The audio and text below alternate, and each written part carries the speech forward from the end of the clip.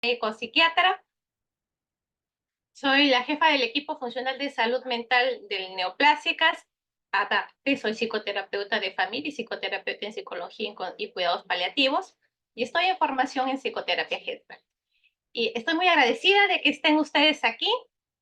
Estamos dando inicio a un nuevo año de charlas a través de telesalud que nos brinda la plataforma Instituto Nacional de Enfermedades Neoplásicas. Y pues hoy día he venido a traerles una charla muy importante que es el acompañamiento durante la agonía y pues me gustó más ponerle el nombre de preparación para la muerte inminente, los cuidados que damos al final de la vida. ¿Sí? Entonces vamos a empezar. Primero vamos a encuadrarnos cuándo vamos a hacer esto y pues vamos a realizar este acompañamiento en cuidados en agonía cuando el paciente esté terminal. ¿Y qué cosa quiere decir que el paciente sea terminal? Pues que es una persona con una enfermedad avanzada, progresiva e incurable, sin respuesta al tratamiento activo y pronóstico vital limitado. Y no solamente se puede dar en el cáncer, sino también, por ejemplo, en los pacientes con insuficiencia renal, en insuficiencia hepática, con insuficiencia cardíaca, que ya no responden a los tratamientos, que se han ido deteriorando poco a poco y entonces los médicos ya no tienen nada más que hacer. Recordar que los médicos son seres humanos y por lo tanto hacen, valga la redundancia, lo humanamente posible. Al final, todos, absolutamente todos, vamos a fallecer, esa es una realidad y tenemos que tratar de no sufrir mucho cuando pase este proceso. Jamás vamos a estar preparados ante la muerte, nadie. Siempre nos va a doler. Sin embargo, si empezamos a conocer un poquito más, pues cuando me toque a mí pasar por alguna de estas situaciones, lo voy a tolerar mejor. Entonces, este paciente terminal se caracteriza porque sus síntomas son intensos, son múltiples, multifactoriales y cambiantes, ¿no? Entonces, mi papá tenía cáncer, pero falleció de una neumonía. Mi papá tenía cáncer o mi mamá tenía cáncer y falló por una trombosis. O tuvo muchas cosas, se complicó y al final falleció. Entonces, estas son una de esas características que tiene el paciente terminal. Y obviamente produce un impacto emocional en el paciente, en la familia y en el equipo de salud. Quiero recordarles que sus pacientes transitan en neoplásicas no un mes ni 2 meses, son años que están con nosotros y siempre están buscando a su médico que los trató mejor o siempre están buscando a la enfermera que siempre los cura, que les da un poquito más de bolsas, que le da más gasita, que es más empática con ellos, ¿no? Y quiera que no, aparece una relación médico-paciente, enfermera-paciente, asistente social-paciente. Y entonces cuando nos enteramos que este paciente no está yendo bien, también nos choca, también le choca al psiquiatra, al psicólogo, ojo, porque nosotros los tenemos años como pacientes acompañándolos en este proceso oncológico. Y entonces también nos puede chocar porque hay pacientes que son tan cariñosos, que son tan amables, y entonces que con los cuales te da gusto conversar, porque hay de todo tipo de personalidad. Entonces, pues también te puede afectar cuando este paciente no está yendo bien.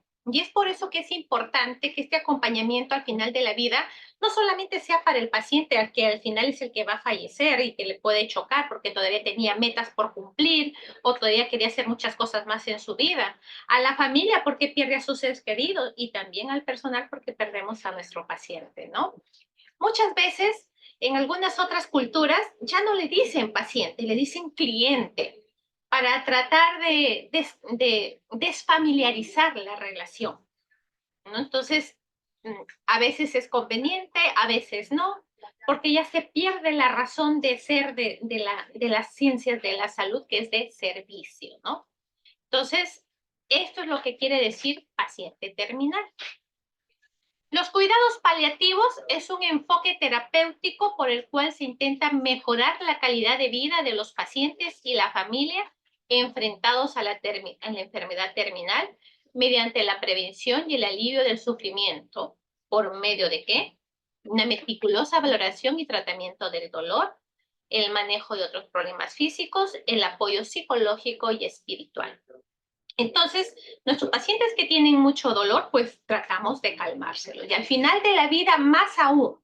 Y si es posible que el paciente ya no siente estos malestares, también los sedamos. Entonces, el paciente ya pasa la mayor parte del tiempo sedado, sin dolor, para poder, pues, terminar así sus días y darle una calidad de vida hasta el final. Pero estos medicamentos también pueden estreñirlos, entonces tenemos que asociar medicamentos para que mejoren el tránsito intestinal. Pueden dar náuseas, así que podemos darles medicamentos para el control de náuseas. Entonces, vamos viendo qué es lo que necesita el paciente y se lo vamos añadiendo para que el paciente pueda estar tranquilo. El manejo de la parte psicológica y espiritual a veces es lo que más se deja al último. En verdad, se deja más y más y más al último.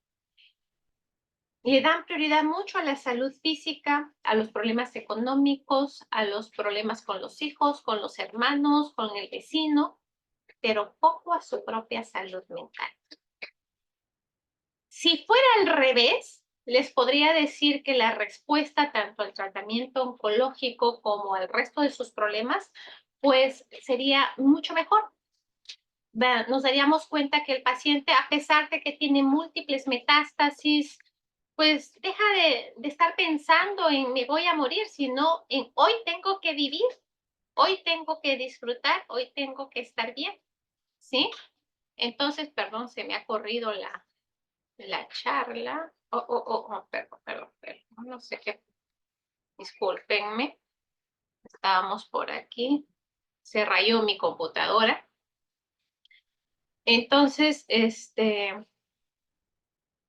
aquí estábamos.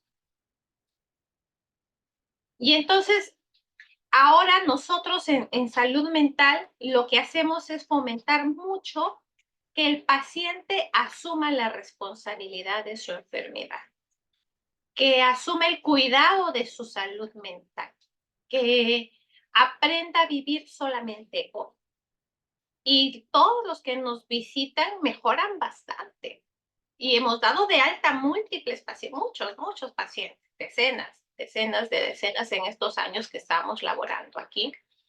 Y que esperamos que cada vez demos de alta más personas que aprendan a ser resilientes, que aprendan a salir adelante a pesar de las adversidades, que aprendan a afrontar sus problemas, que sus acciones digan lo que piensan, no que digan una cosa y hagan otra. Y lo principal es que el paciente se sienta feliz de estar vivo hoy, que no se esté quejando porque tiene cáncer, porque tiene el colostoma, porque no tiene la pierna, porque le falta la mama o cualquier otra parte de su cuerpo, sino que tienen la oportunidad de seguir vivos y hasta el final, hasta el último día de su vida, que se vayan tranquilos. Es por eso que en el apoyo psicológico y espiritual fomentamos que los pacientes tengan actividades lúdicas donde se puedan entretener, puedan dejar pasar sus vidas sin preocuparse, sin estar pensando en la enfermedad o en que se van a morir, sino que se dediquen a ser felices cada día. Muchos pacientes están optando por reunirse con su familia, con los que quieren estar antes de fallecer, para despedirse de ellos. Así que después vamos a hablar un poco más de esto, pero mire, todo lo que hacemos en la parte psicológica y espiritual, ¿no? En aquellas personas que no creen en Dios o no tienen ningún Dios, que son agnósticos o ateos, pues respetamos y hacemos que crean en ellos mismos, que lo hagan por ellos y para ellos. O sea, los psiquiatras y los psicólogos no tenemos religión frente a un paciente. Los vamos a ayudar de acuerdo a su ideología, de acuerdo a sus valores, y si sus valores están equivocados o están distorsionados, pues les enseñaremos lo que es correcto, ¿sí? Entonces, esto es a lo que se refiere cuidados paliativos. ¿Y qué cosa es agonía, doctora? Pues la agonía es aquel estado que precede a la muerte y que causa gran impacto emocional tanto en el paciente como en su familia, originando una gran demanda de atención. Estos pacientes se dan cuenta que no están yendo bien y entonces empiezan con que no pueden dormir en la noche porque tienen miedo a no despertar. Es el momento que empiezan a necesitar que alguien esté a su lado. Es el momento en que quieren que todos los médicos lo vengan o ir a todos los médicos para que lo puedan ayudar. Entonces, hay que centrar al paciente de una manera, pues, tranquila, pasible, en el cual le podamos decir, con calma, esto va a pasar, no vas a estar así todo el tiempo. No le estoy diciendo te vas a curar, tampoco le estoy diciendo te estás muriendo, sino que esto va a pasar. Y la verdad es esa, va a pasar. Entonces, lo que único que hago con estas palabras es calmarlo.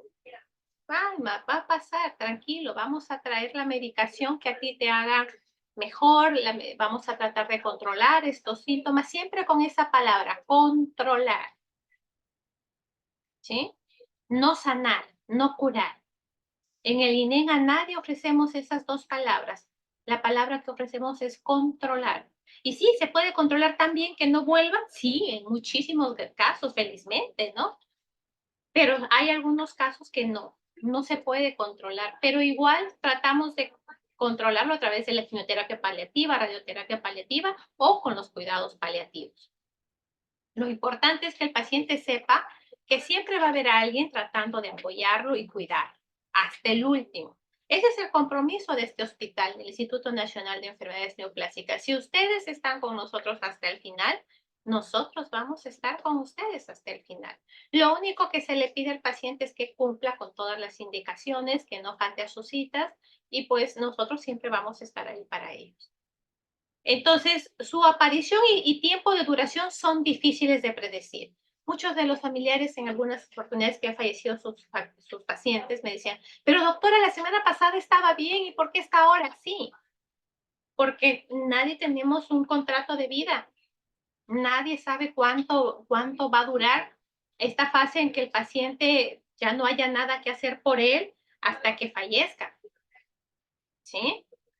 Entonces, como es muy variable y puede oscilar entre pocas horas hasta 2 a 3 semanas, aunque lo habitual cuando ya es realmente agonía es 1 o 2 días, pero podemos decir a esta familia que, al igual que le decimos al paciente, todo va a pasar, que vamos a ir con calma, que lo que vamos a hacer es que nuestro paciente no sufra, que no sienta dolor y que se sienta acompañado por sus seres queridos.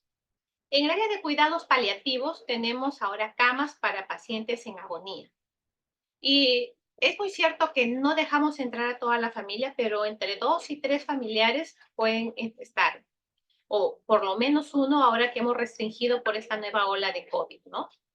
Pero se pueden ir turnando para ir despidiéndose cada uno. Eso sí les damos de facilidad. Sí, en verdad nuestros compañeros de cuidados paliativos son muy considerados, son muy empáticos, así que no tengan miedo de cuando estén sus familiares muy delicaditos traerlos a nuestro servicio. ¿Por qué les conviene? Porque pues si fallecen acá dentro del hospital, pues salen con su certificado de defunción.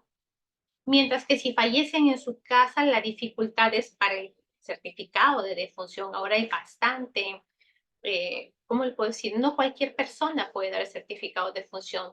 Son médicos que tienen su registro, que son los que pueden ingresar a la página y, por ejemplo, en mi caso, yo no puedo dar certificados de defunción, ¿no?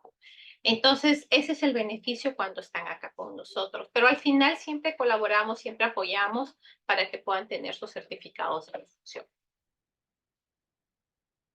Los objetivos terapéuticos específicos, pues fomentar el confort y el bienestar del paciente. Cuando están aquí en el cuidados paliativos del hospital, pues si el paciente tiene dificultad para respirar, les ponemos oxígeno. Si se les baja mucho la hemoglobina, pues les ponemos transfusiones. Si tienen problemas de infecciones, pues tenemos todo un staff de infectólogos que controlan. Si hace hemorragia digestiva, tenemos todo un staff de gastroenterólogos para controlarlo hasta que pues nuestro paciente fallezca. ¿no? Entonces, va a haber siempre una enfermera que va a estar cuidándolo, limpiándolo, sacándole las secreciones. Esa es la ventaja de fallecer aquí en el instituto, ¿no? Lo otro que hacemos es reducir el malestar emocional del paciente y la familia, porque el paciente al estar con nosotros ya se siente seguro, la familia también. Y obviamente tener en casa a un paciente en agonía, pues no es fácil, ¿no? Porque no son médicos, no saben cómo sacar las secreciones, no saben cómo controlar una hemorragia.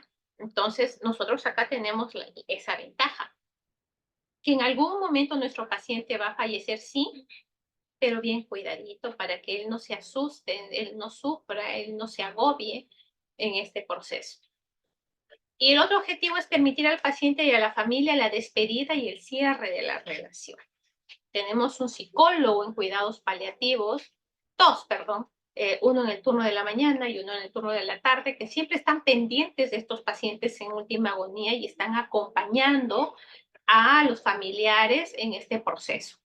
Entonces, en ese momento, si el familiar tiene muchas ganas de llorar o no puede contener el llanto o se pone muy ansioso, entra en crisis, pues tenemos psicólogos que inmediatamente acuden a resolver este proceso de crisis, ¿no? Entonces, no se preocupen. Y si necesitan el apoyo de psiquiatría, pues nosotros inmediatamente vamos. Si el paciente está muy ansioso, pues le dejamos algo para la ansiedad. Si el paciente pues en esta última fase empieza a alterarse su conciencia, empieza a alucinar, escuchar voces o ver cosas, pues nosotros controlamos también esos síntomas. Es un trabajo en equipo que hacemos en salud mental y pues podemos cerrar algunas cosas que pueda traer de problemas el paciente. Por ejemplo, recuerdo muy bien una vez en la que un paciente había tenido un conflicto con su hermano, pero el hermano ya había fallecido. Pero él estaba llamando a su hermano. Entonces hay una técnica que se llama silla vacía y donde pues pusimos a una enfermera y el paciente le tapamos con los ojitos y le dijimos, toca, aquí está tu hermano, ¿qué le quieres decir a tu hermano? Y pues el paciente pudo decirle todo lo que sentía y pedía el perdón de su hermano y pues al final hicimos como si el hermano lo perdonara y al cabo de pocos minutos el paciente falleció.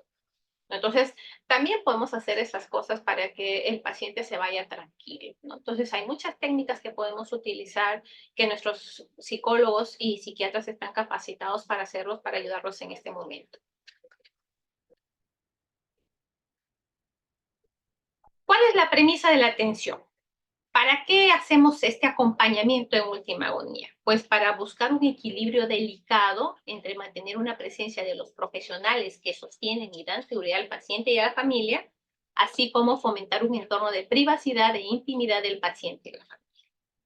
Entonces, la idea es que nuestros pacientes que, debido a su enfermedad terminal, puedan contar con una atención de calidad que les ayude a poder sobrellevar sus últimos minutos o sus últimos días de vida, ¿sí?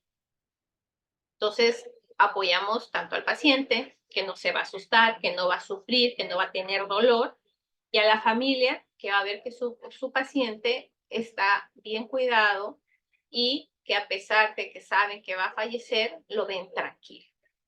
Ese es nuestro objetivo final.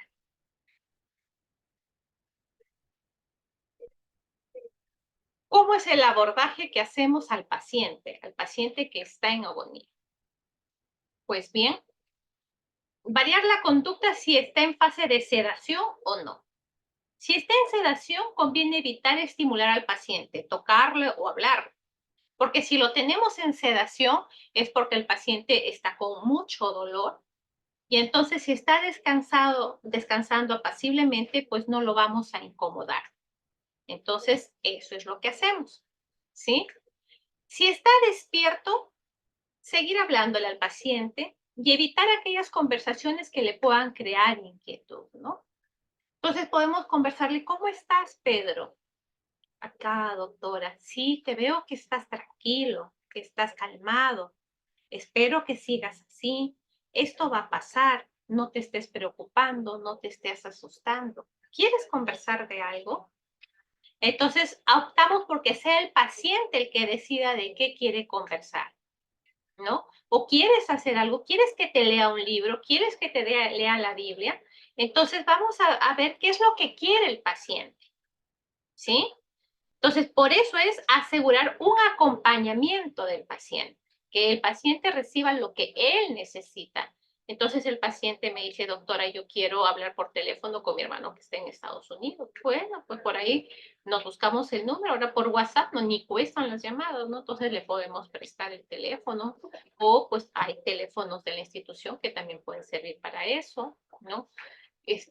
Quiero ver una película. Bueno, le tratamos de poner la película. Entonces, tratamos de hacer que el paciente quiera. Tenemos pacientes futboleros, doctora, este viernes es el fútbol de la U, te quiero verlo. Le ponemos el partido de la U, ¿ya me entienden? O sea, el abordaje que le demos al paciente es tratar de que él tenga lo que quiera. Por eso es que hay muchas ONG que se encargan de cumplir sueños a estos niños que ya están terminales, ¿no? Para que ellos pues se vayan sin dejar nada pendiente, se vayan cumpliendo sus deseos, ¿no? Lo ideal es no hacerle preguntas ni esperar respuestas, ¿no? Solamente estar ahí acompañándolo, esperando de que él nos diga algo. Obviamente nos presentamos, ¿no? Soy la doctora Yurpa, soy la psicóloga Juanita, Pepito, ¿no? Entonces, y así él sabe que he venido para acompañarte, pues si quieres conversar de algo, pues aquí estoy para escucharte, ¿no? Entonces, eso es lo que nosotros hacemos cuando nos acercamos a estos pacientes. Y lo que tratamos de asegurar que se mantenga un entorno de tranquilidad, seguridad en la habitación que esté aireada, con poca luz, ¿no? En nuestra área de cuidados paliativos tenemos cortinas que pueden dividir los espacios porque es una sala amplísima con varias camas y todas están separadas con cortinas. Y entonces esas cortinas cuando se abren hace que disminuya la luz, porque hay bastante luz, porque es una sala donde los médicos tienen que evaluar a los pacientes, pero con las cortinas se atenúa la luz y entonces los pacientes pueden estar más tranquilos, ¿sí? El contacto corporal como vía alternativa de comunicación puede ser, sí, cuando queremos calmar al paciente le podemos hacer tocándole el pecho o la mano, diciendo calma, calma, y el paciente va a saber que va a estar calmado, ¿no? Seguir tratándole con educación y cortesía, siempre presentarnos, saludarlos, una sonrisa, claro que ahora nos vemos limitados todavía porque tenemos la mascarilla, ¿no? Pero en la mayor cantidad de veces que podamos hacerlo, de sacarnos la mascarilla para que el paciente no reconozca, pues es mucho mejor. Facilitar la atención religiosa si así lo desea el paciente y la familia. Tenemos un sacerdote en el Neoclásicas, entonces podemos coordinar para que él vaya a darle los santos óleos o si quiere recibir la comunión o si quiere solamente confesarse, ¿no? Entonces tenemos todo este servicio también.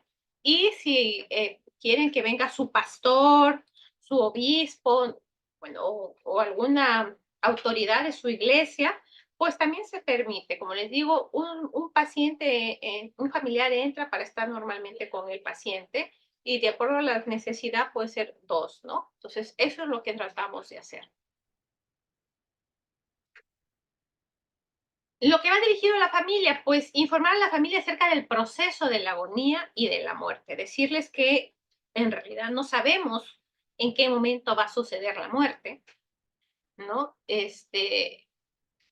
Ver si el paciente percibe que está en su agonía, los cambios físicos que puede presentar el paciente, como el estado de coma, secreciones, las apneas, que es como si le faltara aire, como si dejara respirar por momentos, ¿no? Como inoculación contra estrés. O sea, lo estamos preparando al paciente. ¿Sabe qué? Este señor Jorge, su esposa, está en agonía, ya no podemos hacer nada más por ella, ya se lo habíamos informado con anticipación, por eso ella había pasado a cuidados paliativos, pero nos estamos dando cuenta que cada vez sus signos vitales están más alterados y tienden a estar muy inestables. Entonces, como ves, sale mucha secreción, vamos a estar controlándolo con el aspirador o estas sensaciones que usted ve como que le faltara de aire, como si estuviera boqueando, parte del proceso de la agonía, quiero que esté tranquilo, estamos monitoreando y frente a cualquier situación vamos a estar pendientes, ¿sí? Normalmente a estos pacientes ya no se les hace reanimación cardiovascular. Por eso tenemos que trabajar con los familiares la aceptación. Aceptar que mi paciente va a fallecer. Y entonces ya no voy a exigir que lo salven la vida, porque ya hemos intentado todo y no ha respondido a nada. Entonces, eso es lo más difícil, aceptar que lo voy a dejar ir, aceptar que lo voy a perder, aceptar que tengo que soltarlo y que ya no se puede quedar conmigo, ¿no? Entonces, esas son las cosas que tenemos que trabajar con el familiar. También tenemos que trabajar con el familiar la culpa, porque muchos pacientes, muchos familiares dicen, yo que no lo llevé al médico, yo que no le hice caso, yo, ¿no? Si hubiera hecho esto, si hubiera hecho, trabajamos también la culpa, ¿sí? Entonces, todo eso lo vamos a hacer con el familiar cuando están en cuidados paliativos. No lo podemos hacer antes o quién sabe en la consulta, porque ustedes saben que aquí solamente se atiende al paciente oncológico. Pero a veces en la consulta psiquiátrica o psicológica podemos abordar también a la familia, o si hay un problema en el cual la familia tiene mucho que ver, pues también abordamos allá a la familia, hacemos psicoterapia familiar, pero no hacemos una psicoterapia o una intervención directamente en ese familiar. Entonces, cuando está el paciente en cuidados paliativos en última agonía, se acerca a nuestro psicólogo o el psiquiatra de acuerdo a necesidad y abordamos ahí también a la familia. Si encontramos que hay algunos pensamientos de culpa, lo trabajamos para que el paciente no se quede con esto, el familiar, perdón, no se quede con eso y cuando fallezca su paciente, pues se vaya tranquilo. Detectar temores y reestructurar las ideas irracionales sobre el proceso, ¿no? Entonces, hay muchos pacientes que temen que su familiar fallezca. Tengo familiares que durante días no han dormido por miedo de que su familiar fallezca y piensan que estar todo el tiempo con ellos les va a asegurar que su paciente siga viviendo. Entonces, siempre les digo a tanto a pacientes como familiares que nadie ni nada dura para siempre y que nada de este mundo nos vamos a llevar y que por lo tanto a nada de esta vida nos tenemos que aferrar. Entonces, eso es lo primero que trabajamos con nuestros pacientes a la hora que llegan a la consulta para que aprendan a disfrutar su vida hoy, para que aprendan a disfrutar a sus seres queridos hoy, para que corrijan a sus seres queridos hoy, ¿sí? Entonces, eso es lo que estamos haciendo continuamente. Si está presente un solo cuidador, valorar con él la posibilidad de llamar a otra persona de confianza para que esté acompañando al cuidador durante este proceso, ¿sí? Muchas veces vemos hijos únicos o pacientes que son solteros y que solamente tienen la hermana o el amigo. El cuidador se agota también de cuidar al enfermo. Y en este proceso de agonía, pues se puede agotar mucho más. Entonces, siempre buscar el apoyo de otra persona, ¿sí? Doctora, pero no tenemos a nadie en este mundo. Pero bueno, hay instituciones como las iglesias que también tienen voluntarios o personas que ayudan a otras personas. Entonces, buscar eso, pero no quedarme y sin poder hacer nada, ¿no? Otra cosa que vamos a hacer es permitir sin forzar el acceso a los miembros de la familia que quieran estar presentes, ¿sí? Hay muchas personas que no toleran ver a personas enfermas o en mal estado general. No las obliguemos.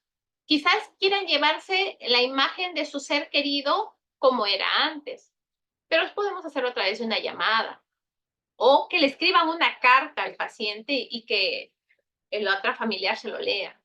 Pero no obliguemos a nadie a ver a un paciente si es que no lo desea. ¿Por qué? Porque va a ser peor después. Quién sabe, ese recuerdo lo esté atormentando durante mucho tiempo o pues no tenga la fortaleza mental y pues pueda caer en ansiedad o en depresión. Entonces, todo lo que se solicite para el paciente en agonía tiene que ser sin forzar. ¿Qué ¿Qué más hacemos? En el caso de niños, dar pautas a los adultos de comunicación con ellos acerca de la situación.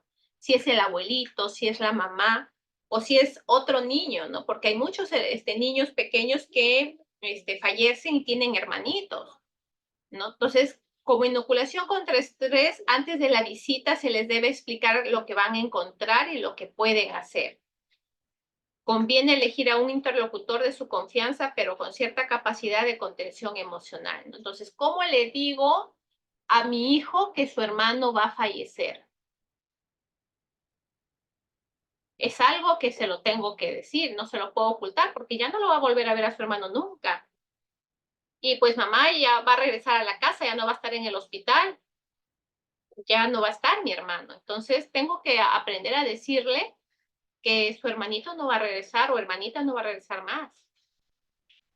Y esto lo tengo que hacer lentamente, ¿no? Le puedo decir, ¿te acuerdas, Pepito, que tu hermanita está mal? Sí, pues cada vez está peor. Hay que orar para que pueda recuperarse. Al siguiente día le puedo decir, pues mira, tu hermanita no está respondiendo bien. ¿Quieres ir a visitarla? Porque en algún momento ella ya no va a volver. Entonces, ¿qué significa eso, mamita? Que tu hermanita, por su enfermedad, va a fallecer. Y si es un niño chiquito, no muy chiquito, pues solamente le decimos si es creyente, ¿no? Va a ir con Dios. Si no es creyente, pues que todos los seres humanos cumplimos un ciclo en la vida y que pues en algún momento tenemos que fallecer. Pero se lo vamos a decir poco a poco, poco a poco, poco a poco, dependiendo de la edad. Es muy distinto trabajar con niños de 5 años que con niños de 10 años, que con adolescentes de 14 años o 15 años, ¿no? Entonces, esto se tiene que hacer paulatinamente. Si yo veo que mi hijo es muy apegado a su hermana, a su hermano, pues tengo que pedir ayuda de un psicólogo para que me ayude. Si es que yo no sé cómo hacerlo, cómo debo de abordar eso, ¿no? Entonces, no es tan fácil como parece, ¿no? Pero sería lo ideal, puesto que no todos los no todos los niños responden de la misma manera y puede hacer que la falta de su hermanita, hermanito, pues sea muy doloroso, la falta de su abuelita, de su mamá sea muy doloroso. Entonces, hay que prepararnos, ¿sí? Le podemos decir, estaba sufriendo mucho, ya está descansando, ya va a descansar, te quieres despedir de ella, no te quieras despedir de ella, explicarle que está muy malita, ¿no? Entonces, normalmente en los niños preferimos de que se prefiere, si son muy pequeños, de que no los vean, porque esa imagen se puede quedar para toda la vida, ¿no? Si ya son grandes, puedes decirles, ¿en verdad quieres ir? ¿O solamente quieres escribirle una carta? ¿O solo quieres llamarla por teléfono? ¿No? O hacer una videollamada. Entonces, evalúenlo como familia y vean qué es lo que más conviene si es un niño pequeño. Si ya es un niño grande, pues explicarle que quién sabe va a ver a su mamá muy mal, quién sabe con muchos cables cerca de ella, pero que lo que están haciendo es que no sufra. Entonces, todas esas cosas hay que tenerlas muy en cuenta al momento de decirles a nuestros pequeños o a nuestros adolescentes que van a perder a un ser querido. ¿Sí? Pero para eso siempre hay que estar informándoles. Siempre que eres informándoles para que se vayan preparando y no les choque. Porque puede ser que usted siempre, sí, mamá se va a recuperar, sí, tu hermana se va a recuperar y pues le digas, no, se va a fallecer, ¿no? Hay que decirle la verdad. Entonces, para que podamos poco a poco ir aceptando la situación que está sucediendo. Facilitar el acercamiento a los miembros que tienen dificultades, pero deseos de estar presentes. Por ejemplo, hermanos que están en Estados Unidos, las videollamadas son muy útiles ahora, ¿no? O personas con las cuales han tenido un conflicto, nosotros nos podemos preparar, ¿no? Y tu hermano te quiere ver, no, yo no lo pienso ver. No. Entonces nosotros trabajaremos el perdón para que el paciente pueda perdonar o intentar escuchar el perdón del hermano y luego él evaluar si lo perdona o no lo perdona, ¿no? Entonces, todo eso también se puede trabajar. Obviamente, lo ideal es no restringir las visitas siempre y cuando el entorno se mantenga tranquilo, porque recordemos que nuestra sala, como les menciono, es una amplia sala con muchas camas, entonces no podemos entrar 10, 12 personas, por eso los hacemos entrar de uno en uno.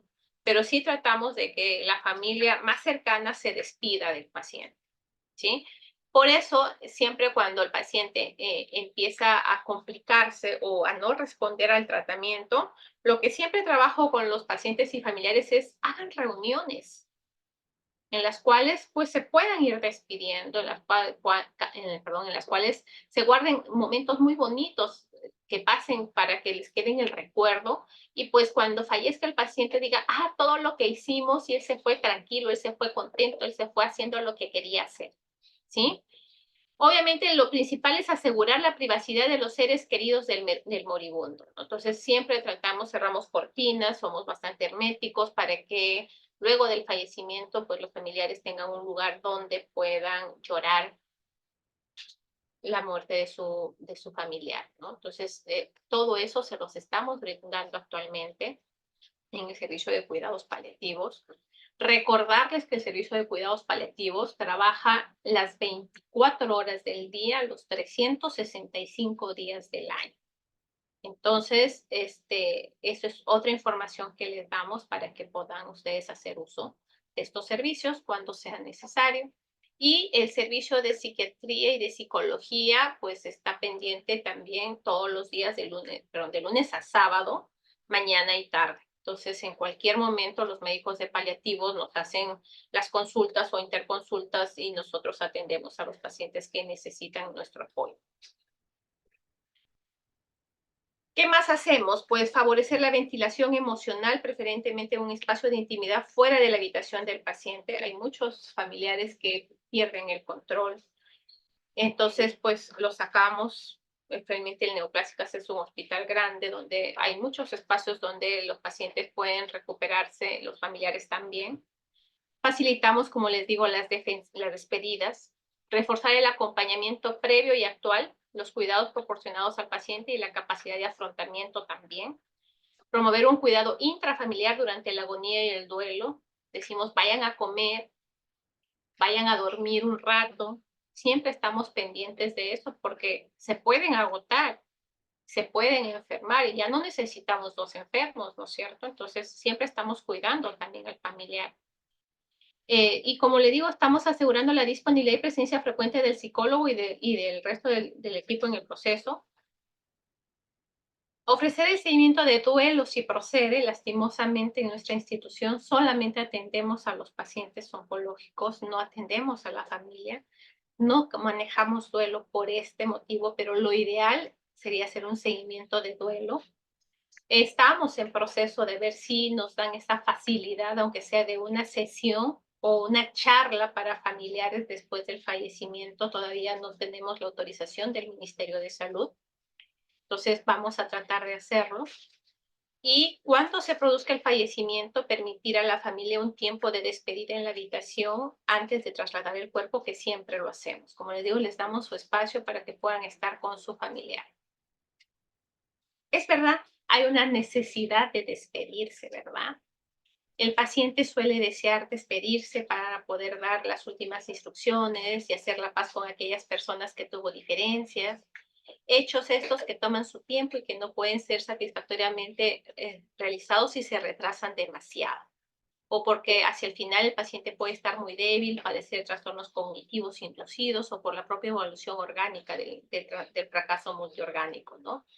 Entonces, si el paciente pide, quiero ver a mi hermana, pues tratar de contactarlo lo antes posible, porque como le decimos, no sabemos cómo va a evolucionar el proceso. No sabemos si va a durar un día el paciente en agonía o va a durar 2 o una semana o 2 semanas. No lo sabemos. Entonces, ya trabajar desde el momento que sabemos que el paciente no está yendo bien en el tratamiento, pues tratar de ver qué necesitas. Necesitas pedirle perdón a alguien, necesitas conversar con alguien que tuviste un conflicto, ¿no? Entonces, eso es tú, ¿no? ¿Tienes alguna cosa que hacer que siempre hayas querido hacer y hasta ahora no lo has hecho por N motivos? Entonces, todo eso hay que conversarlo también con nuestro paciente, ¿no? Las personas se encuentran más difícil despedirse de aquellos con los que tuvieron una relación conflictiva. Es un escenario en el que se quiere previamente aclarar las cosas, atar cabos para poder decirse adiós, ¿sí? Por eso les digo, con aquellos que han tenido más conflictos, con ellos hay que tratar de que ellos resuelvan estos problemas para que se puedan ir tranquilos. Al final, nadie se quiere ir de este mundo dejando pendientes. Entonces, hay que trabajar eso, ¿sí? Entonces, nosotros tratamos de ayudarles, eso sí, a través de que ustedes mantengan una comunicación muy abierta.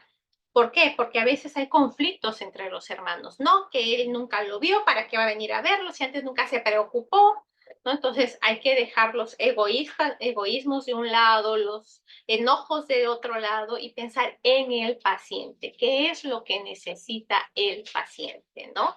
Entonces, eso es lo ideal. Lo otro que tenemos que hacer si son pacientes de muy larga data, que han estado varias veces en cuidados paliativos y por lo tanto es muy conocido por el servicio, pues también la despedida de los miembros del equipo de cuidados paliativos, tanto enfermeras como médicos, psicólogos, debemos despedirnos de nuestro paciente porque muchas veces el paciente parece, ¿no?, que ya está en agonía, pero se logra recuperar. De nuevo se va a su casa.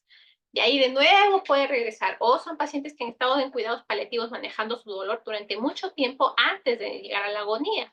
Entonces también puede hacer que tenga una relación muy cercana con el personal de salud y por lo tanto hay que despedirnos, aprender a decirles adiós a nuestros pacientes, ¿sí?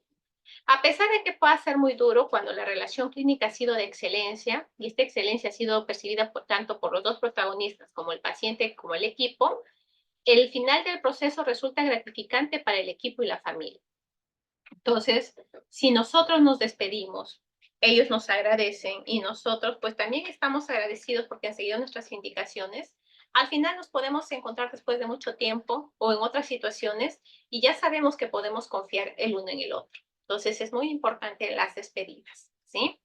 Entonces, a medida que se acerca el final, la sensibilidad de los observadores y observados se vuelve más crítica, discriminativa y exigente. Y si por un pequeño detalle no previsto no puedo despedirme, y si fallece en el fin de semana, ¿a cuántos pacientes no encontraré cuando vuelva de vacaciones? ¿No? Entonces, son muchas preguntas que nos podemos hacer al final, cuando ya el paciente está muy malito, ¿no? A veces lo dejamos un viernes, o un sábado, perdón, porque el domingo descansamos, por ejemplo, psicólogos y psiquiatras, y el lunes ya no lo encontramos. Entonces, siempre hay que ir despidiéndonos de nuestros pacientes en cuidados paliativos, ¿sí? Siempre hay que decirles lo que queramos decir. Igual con los médicos, porque acaba el turno del médico que máximo puede ser 12 horas y entonces cuando llega el otro turno y quién sabe en el próximo turno no lo veo, igual pasa con las enfermeras, ¿no?